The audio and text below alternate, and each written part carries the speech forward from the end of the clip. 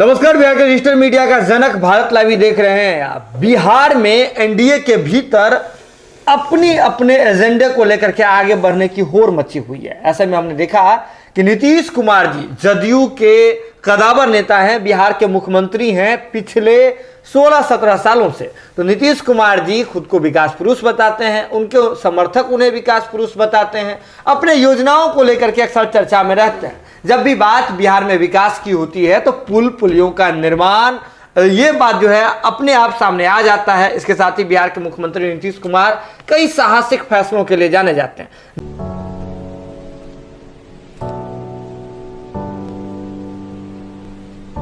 जैसे कि शराबबंदी, जीरो टॉलरेंस की नीति उनकी, इसके बाद महिलाओं के उत्थान के लिए विभिन्न प्रकार की योजनाएं। इन तमाम चीजों के लिए बिहार के मुख्यमंत्री नीतीश कुमार जी जाने जाते हैं।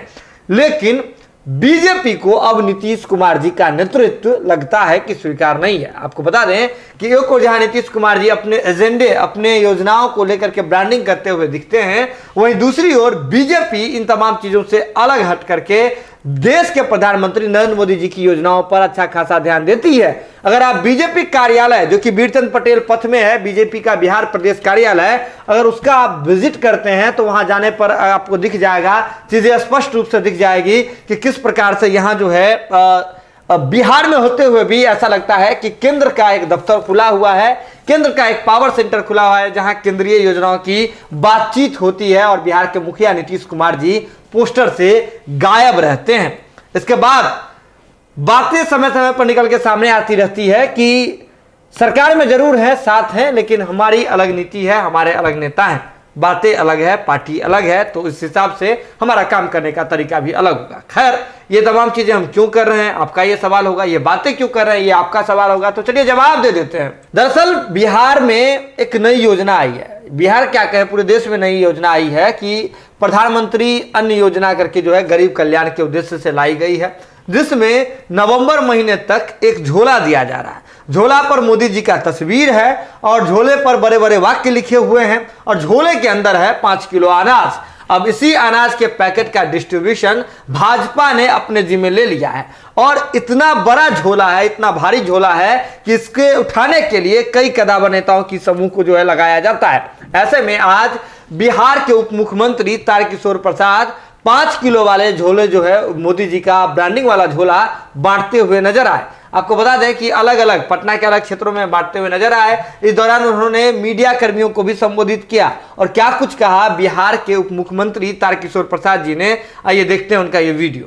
के इस संक्रमण के कालखंड में उन्होंने भारत के ऐसे लोग जो कहीं न कहीं कोरोना संक्रमण के कारण वो अपने रोज़गार को नहीं कर पा रहे थे, उन्हें रोज़गार नहीं मिल रहा था, ऐसे तमाम लोगों को जिनको बहुत सस्ते दर पर अनाज मिलता था, उसको हमारी सरकार ने नवंबर माह तक निःशुल्क अनाज देने का फैसला लिया।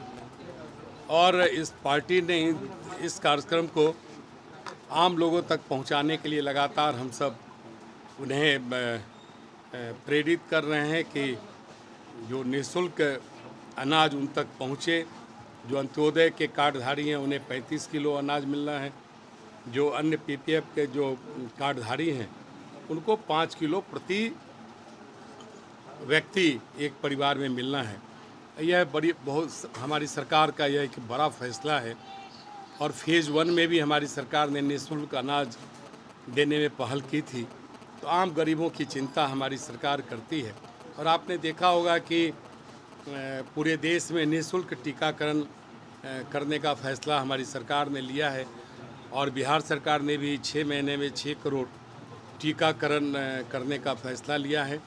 इसलिए केंद्र सरकार और राज्य सरकार मिलकर कोरोना संक्रमण से बचाव के लिए जो महत्वपूर्ण फैसले हो सकते हैं उन्होंने लिया है और हम उम्मीद करते हैं कि आने वाले दिनों में कोरोना से मुक्त होकर फिर जो विकास का जो चक्र है, विकास का जो पहिया है, फिर वो चल पड़ा है। धीरे धीरे इससे हम सब मुक्त हो रहे हैं और आने वाले दिनों में हमारा जो आर्थिक चक्र है वो फिर पुराने पटरी पर लौटेगा।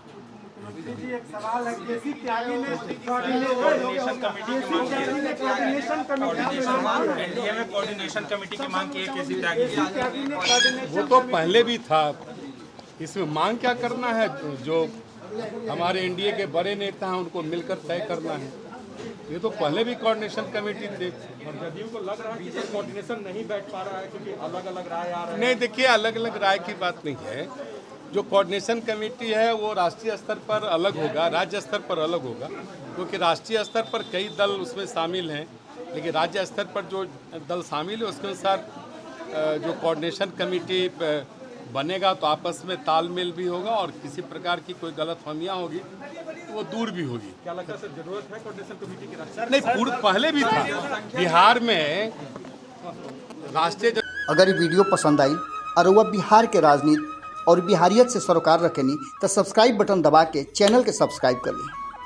ओजे एगो घंटी बा, ओकरा बटन दबा देला से कुल सटीक और मारक खबर रुआ मुफ्त में मिल जाई। अगर रुआ पत्रकारिता के हमनी के नया प्रयोग में सहयोग कर चाहतानी तो ज्वाइन बटन दबा दी। पेटीएम नंबर नोट कर ली 9386816700। धन्यवाद।